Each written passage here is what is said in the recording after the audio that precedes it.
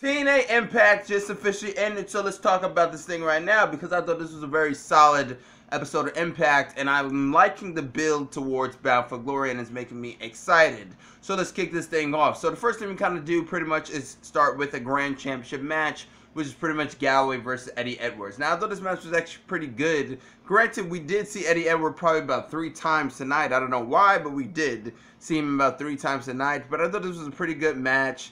I went all 3 rounds pretty much, and eventually we went to the judge's decision. The judge's decision pretty much went in favor of Drew Galloway, and therefore he kind of advances to Bound for Glory. Now, the thing about this Grand Championship, I don't really personally like the rules per se, but I do like that they kind of have a solid amount of time to give you a good wrestling match. So for that aspect, I do kind of like it. But like I said, I enjoyed this match, but it's very obvious as to where they were kind of going for this, this tournament for the most part, and it pretty much went that exact same way, but nothing really spectacular happened, but Galloway wins, he advances pretty much. Eventually, Galloway pretty much says that, EC3, Lashley, who cares, you guys can't follow me, you guys best go before me because you're not going to follow Drew Galloway.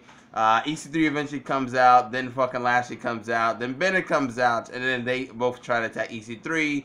Then Moose kind of comes in, he helps him, and then therefore that's kind of setting up our already planned tag team match just in general. So I liked it seeing the build up for that just in my perspective just in general. But eventually we also get next is like Lashley and Bennett backstage. Now, I don't know what it was, but it seemed like Bennett went through a complete character fucking change, and maybe I missed something last week, but Bennett was kind of acting like a kid saying, hey, Lashley, aren't we best friends? Let me high-five you right now because I want a title shot. And Lashley's just acting like that kind of like cool jock, staying away from like, an overbearing, little brother or something. But I don't know what was the deal with Mike Bennett, kind of like acting like a kid. He seemed like he was going through a different type of character change. Or maybe it's a part of a strategy just to get the belt, as Lashley was probably saying. But that's what I thought. Just in general. Next is another Grand Championship match from Eli Drake versus Aaron Rex. Now, to me personally, Aaron Rex just seems like a port. You know how like they kind of port over games to like a PS4 or whatever it may be? That's kind of how Aaron Rex kind of feels to me. He just feels like a port that is just kind of like Damien Sandow. There's nothing really different about him. Maybe he could get some trunks or some tights or whatever it may be. Kind of switch it up because the dude just kind of comes off as plain, and he does look a little chubby for the most part. Somebody was telling me this, and I gotta agree for the most part. But this match did not personally go to distance. Pretty much Aaron Rex gets 2 falls in a row in a Great Championship match, and he defeats Eli Drake. I personally would have preferred Eli Drake, but it is what it is, and we already kind of knew where this was going. This Grand Championship. It is now Aaron Rex versus Drew Galloway at Bound for Glory. I'm excited kind of for this match, but they just need to kind of give Aaron Rex something big for the most part because he's an acquisition, even though now, especially because Cody Rhodes is in here, I just feel like he is kind of like that new toy that is no longer new. It's kind of like how Toy Story, like Woody was like the new toy for the most part. Then Buzz comes in, he doesn't become that new, nobody really cares anymore. The flavor of the month pretty much. That's where I kind of feel for Aaron Rex. I don't know about anybody else does, but also the name Aaron Rex is just awful.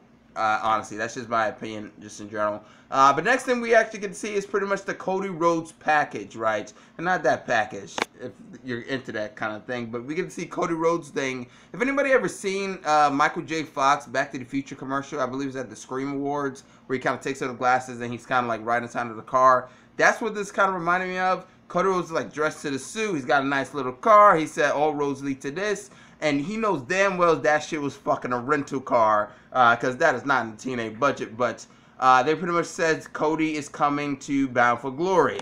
The problem is, I know he can't use the name. If anybody been hearing about it, he can't use the Rhodes name, but Brady can. I hope to fucking God he kind of does a different thing and just puts the actual Rhodes. Like R-O-A-D-S. Put that at least, because the name Cody does not seem marketable at all, and I feel like that would really not, pop out. But hey, it's just Cody. It sounds like a fucking like TV show. It's Cody. That's it, and that does not really ring any bells really. The next thing is pretty much the Decay and the the Hardys kind of segment. I enjoyed the segment. I liked seeing the Obsolete, the Delete. Pretty much they were saying that they're going to kind of like take down the tag team title reign. Typical kind of mumbo jumbo from Decay, Jeff Hardy kind of losing his mind and unleashing full-on Willow mode. Eventually the lights pretty much go out. and then pretty much they are tied together on like bull ropes in the ring post, Abyss and pretty much Crazy Steve.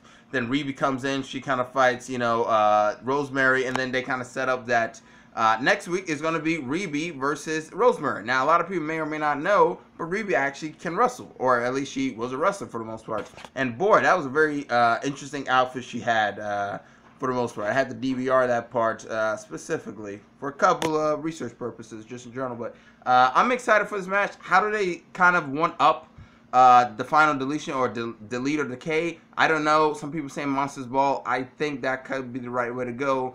But if it's a regular match, I feel like that's going to kind of feel a little bit underwhelming, just in general. The next thing is pretty much DJZ versus Trevor Lee. I got to be honest, I don't really care about this match. But DJZ won. I'm happy about that. Then Eddie Edwards kind of randomly comes out after Trevor Lee and the other dude is kind of like attacking DJZ. And Eddie Edwards says, you know, pretty much Eddie Edwards just like circle jerking fucking DJZ, but like, hey, I just want a title shot. Anybody ever play Here Comes the Pain where you kind of lose your title shot or you lose your belt and then eventually you kind of probably haven't played that many matches, probably skipping them or whatever it may be, and then you're so low that you just want a title match at WrestleMania, you just easily kind of just challenge anyone? That's kind of what this reminded me of. It kind of reminded me of Here Comes the Pain. Eddie Edwards just kind of came across a little bit desperate. But next week is going to be DJZ for Eddie Edwards for the X Division title. Should be a good match. Would have preferred at Bound for Glory, but you know it is what it is. Also, the next thing is pretty much Maria's public workout. Okay, so Allie had to find an opponent for Maria to kind of test her waters. Eventually, she sends out this person, which is pretty much a jobber. She looks like a shittier version of Amber Moon. And then she loses. She just loses by a punch to the gut, which I thought was very awkward and weird. To me, that didn't really make much sense, but it is what it was. And then this ninja comes out, which I thought was Al Snow. And if you ever saw Al Snow as a ninja, then I think you understand what I'm saying. But if you haven't, just probably search Al Snow as a ninja. But I thought it was a ninja, and then it turns out this ninja is doing these weird fucking kicks, which look horrible. I mean, badly fucking horrible. But it turns out that it's Gail Kim, and Gail Kim, unleashes the mask, whatever she's fighting. And I guess it pretty much proves that, all Asians do not know karate, because that was fucking atrocious. But, I'm excited for this thing, and, she's going to Hall of Fame. The build is getting up good. They're teasing, obviously, more and more and more that Allie, I thought Allie was going to hit her when Maria was, like, getting in her face. But I'm guessing they're saving that most likely for Bound for Glory. At least that's my prediction just in general. And then pretty much we got our main event, which was Moose and EC3 versus Lashley and Bennett. I thought it was a good match. EC3 gets the pin on top of Bennett. But after that, that's where things kind of start to really pick up. Lashley and EC3 start to go at it. Security comes in. The two guys are pretty much both attacking the security. Billy cringing pretty much comes out and says, "Whoa there, cowboy. I'm the one that, the people that runs this place," or whatever.